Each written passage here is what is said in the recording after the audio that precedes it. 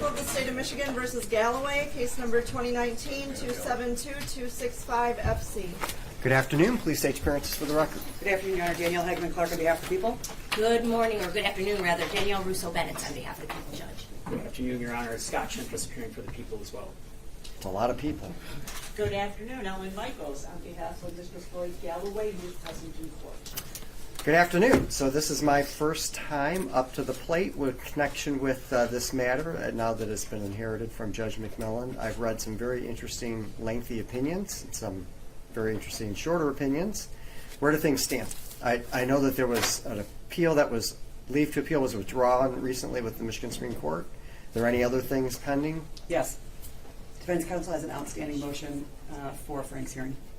Yes, so we filed a motion for Frank's hearing back in 2022 that was lost along the way in litigating a lot of the other issues related to the suppression of evidence.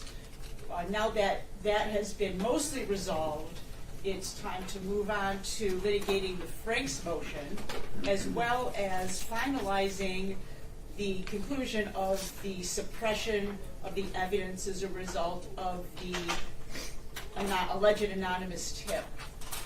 What I would like to do is submit a proposed order of the evidence that would be suppressed because of my client's the due process violation against my client, and because the evidence from the tip is both the specific evidence as well as the derived evidence from the information in the tip.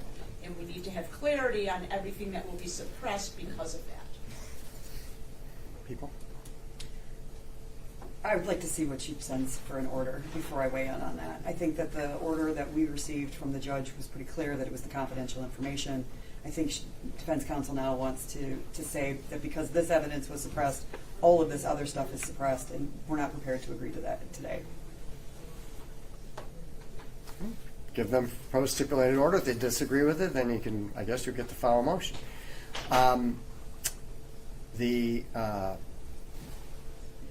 There is a great deal of verbiage in connection with firewalls and isolating attorneys on the people's side. What's the status of that? We have erected a firewall.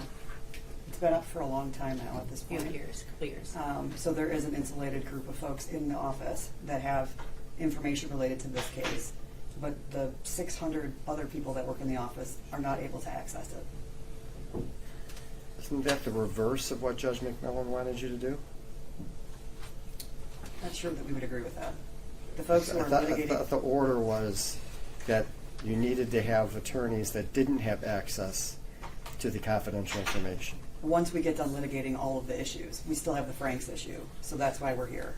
Because it's our understanding that we're supposed to stay on this case until we finish off with this piece. Otherwise, you'd simply be tainting another group of attorneys. All right, so then you're all going to withdraw once the Franks issue's addressed? I'm not not sure. withdraw, but We haven't... there'll be new lawyers? We have not agreed to that. We understand the court's ruling says that it would be appropriate for us to, and if we didn't, then she could file another motion. We're not to that yet. We're not to that stage yet. And so we're here to litigate the rest of the issues and then internally decide if we want to take that issue up or if we're simply going to pass it on to somebody else, as former judge indicated would be appropriate. That's good. I'm sorry? Do you have a response to it? Yes. I believe that Judge McMillan was crystal clear that once we finish litigating the issues surrounding the privileged information, that prosecutors who have not been privy to what was referred to as the Weiss Memorandum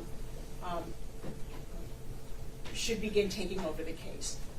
In the briefing that we did, there was a list of people who the government at that time said, oh, these are the people that should work on the case because they're the ones who have the information. As Your Honor stated moments ago, those are the people that should have nothing to do with the case. It's our position that those people that had been named in that box of information should have nothing to do with the case moving forward, and the case should be passed on to a prosecuting agency who has not been privy to the information that has tainted the case. Okay, And it is our but- position that it should be outside of their office, because the head of their office, Dana Nessel, is part of that group of people who has been privy to that information, and how can somebody under her authority possibly litigate the case? All right, but first off, you said there's a list of evidence that you believe has been tainted. The folks that have seen it have to be able to address that issue, right? I'm speaking about once that's all addressed. Okay, and when you say that all, does that include the Franks hearing? Yes, Okay. yes. So the motion's already pending. Has Yes. there already been a response filed? Yes, but again, our response was filed 3 years ago. ago. So we'll go back and take a look at her initial briefing, and if we need to file anything in addition, we will. Do you want to refile the Franks here? It's been 3 years for you too. I'll take a look at it and make that decision. I believe the motion was pretty clear at the time that any of the warrants that contained information that should not have been in there, that was tainted information, we asked the court to determine if those warrants can withstand the removal of that information. That was the original motion. I don't believe that argument has changed.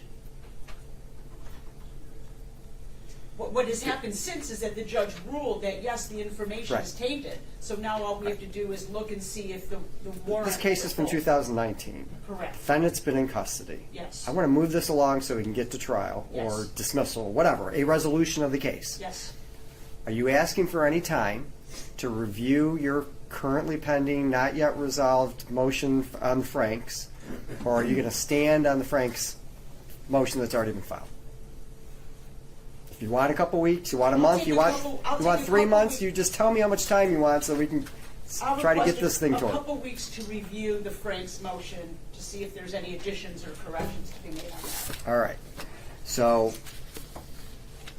we're gonna have a scheduling order that no later than March 19th, you will file or refile. You can refile the old one or file a new one. No later than March 19th. And normally people, you get like 2 days to respond. Are you asking for additional time? Yes, we're asking for 3 weeks. You're asking for 3 weeks. Do you have any objection to that? I do not. All right, so then, 1, 2, 3, so we'll have your answer due on April 16th.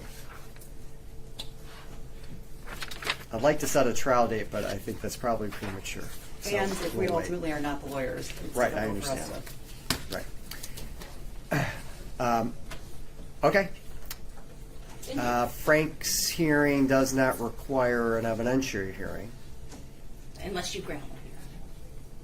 I mean, normally would there be an evidentiary hearing in Frank's context? At the time, we were asking for an evidentiary hearing, and that at the time that was tied to a lot of other evidentiary issues. So as I review it, I may or may not waive an evidentiary hearing since we did have one connected to the information of the case. We can maybe attach a transcript of prior hearings. All right, that's a good reason to relook at the motion. All right, so I was just going to say, if it doesn't require a hearing, I will probably dispense with our argument and issue an opinion. I don't know, there'd be 63 pages, but we'll see. Anything else you want to address with me? No. Let's set a pretrial just to keep this case on track. So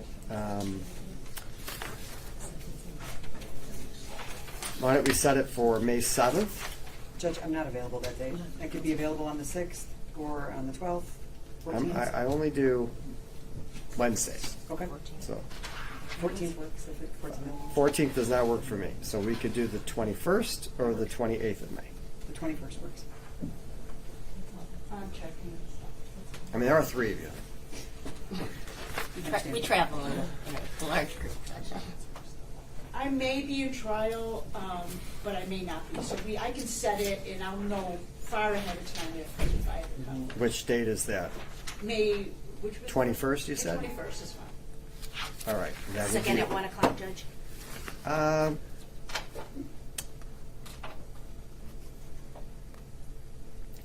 That's just going to be a pretrial, right? Yes. Correct. So we'll do it at 2 o'clock. Usually I do my pretrials at 2 o'clock for in custody defendants. Ms. Michaels, do you want your client writ it out of MDOC and back here in person for that, or by Zoom if the court allows. I don't know what the I court really allows. don't like Zoom. Okay. I will do a writ for your court, and we'll have him brought back. So I would prefer to have my client go back to MDOC. He can go back, but Yeah. we'll just run him back We'll run him back, to yeah. the 21st. Go back. Oh, all right, thank you. All right, you're Thank welcome. you so much. Thank you, You're Judge. welcome.